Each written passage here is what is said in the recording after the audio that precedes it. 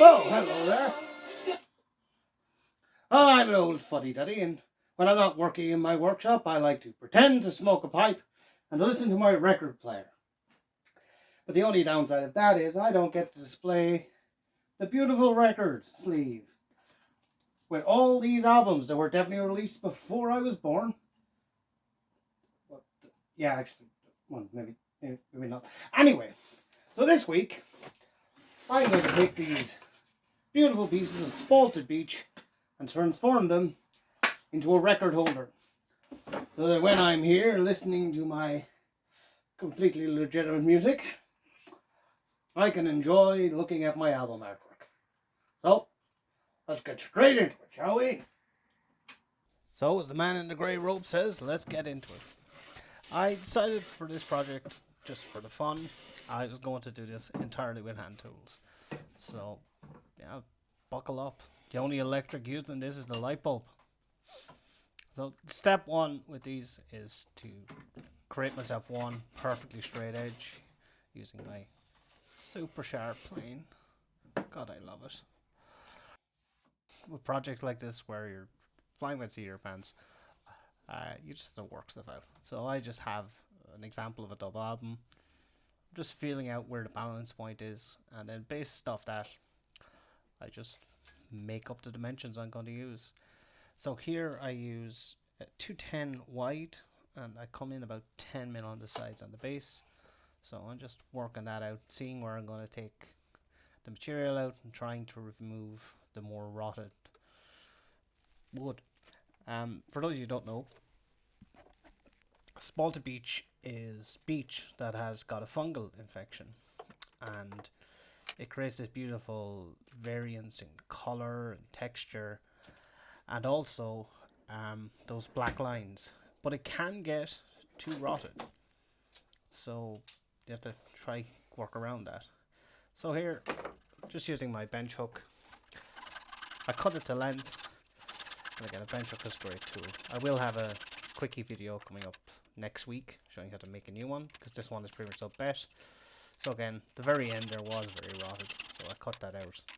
And there's a patch in the middle as well that I work around when I do the eventual cut to do the holder for the actual record. So I'm just checking how it looks, seeing how it all goes. Again, checking my lengths. And then from there, I mark everything off everything else. The unfortunate thing about this, because I have a live edge on it, and I love live edge, is I can't really mark square. So again, I just take my wheel gauge here, set the depth based on the base piece, and then just use that to mark all the way around. And I just continue that through. And again here, I just eyeball what I'm going to do in terms of the width of the joint, and mark then when I have my lines off one to the other. But while I'm doing that, and if you want a slower marking out video, let me know. I'm going to throw you down a bit of music.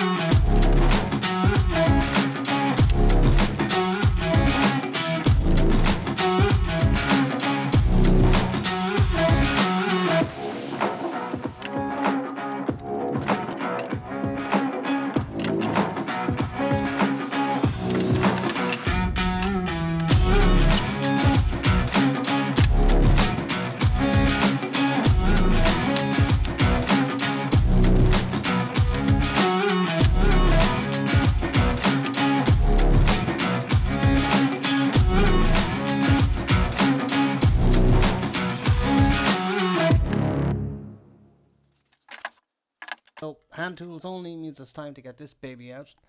This is a Genko hand drill that I bought off eBay years ago and restored. In terms of time, there's no massive difference. Like this is a good sharp twist drill. It just eats through this material. And I've positioned my mortises in this so that they're in the solid beech part, so these aren't really any rotted parts, or as much as possible as I could. I only had 2 pieces, and I'm just going to leave this running just to show how quick this really does work. So if you watched my videos before when I've done mortising, the basic idea here is to remove the bulk of the material with the drill. What you want to do is find a drill bit that's just smaller than your mortise.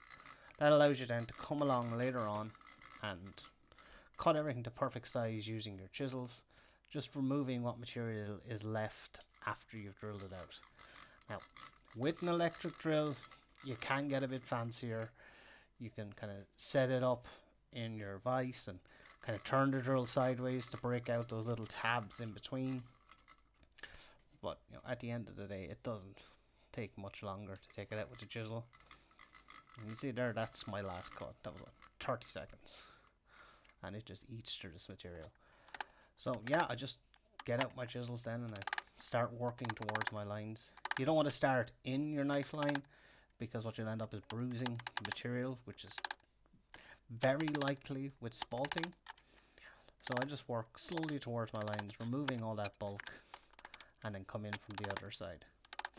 So when I switch over to the far side here, when I have it all drilled out and I'm starting to do my long cuts down the side, I notice that there is a little bit of deflection. Now there is only 10 mil to the edge, and this is spalted, so it's not really going to deal with the pressure that I need it to do it this way. So what I end up doing is I put the piece in my vise and cut out the bulk of the material using a coping saw, and then clean it up with chisels. This is also a viable option. In general, if you have a mortise that's close and it's going the whole way through, you could drill your holes and then come along with your with your coping saw and cut out the bulk of the material. So kind of here, I'm trying to push through. I can see there's a bit of deflection. Now just take the coping saw and quickly cut within about 1 mil of my lines, and then send it back to the table where I clean everything up. So once I have that done, it's time to move on to the tenons. Cutting tenons is something I've done a lot on this video, and there's a lot of videos of it. So this is going to be your music break number 2. The key with cutting tenons is to get to cut it with a knife. Get a nice knife line or a pencil, and that'll give you a place to put your saw, against, and you can just follow that line and you'll generally end up with a really good fit.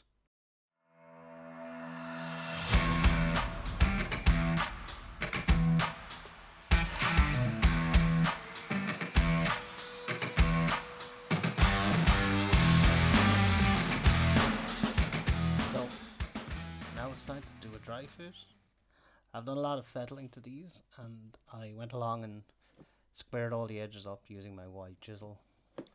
So I just check that the cutouts I've made, the album's not going to fall over, and that it balances when there's an album missing from one side.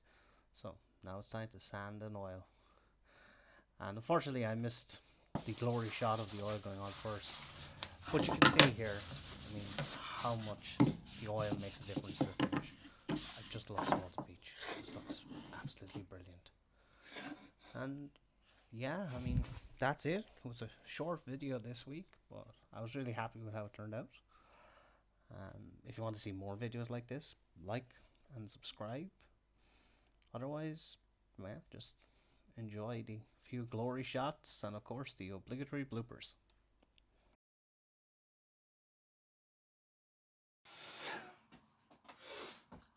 I get a copyright strike, and I'm gonna have to tell them like I was playing NWA or something. Copyright jail. It's like, why after like 20 years this still smell and taste like tobacco?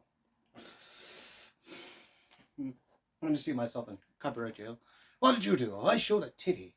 What did you do? I mentioned the word boobs. Oh, what did you do? Oh, I played a snippet of Johnny Logan's Hold Me Now. You monster! Don't care what anyone says. Hold Me Now was a great song.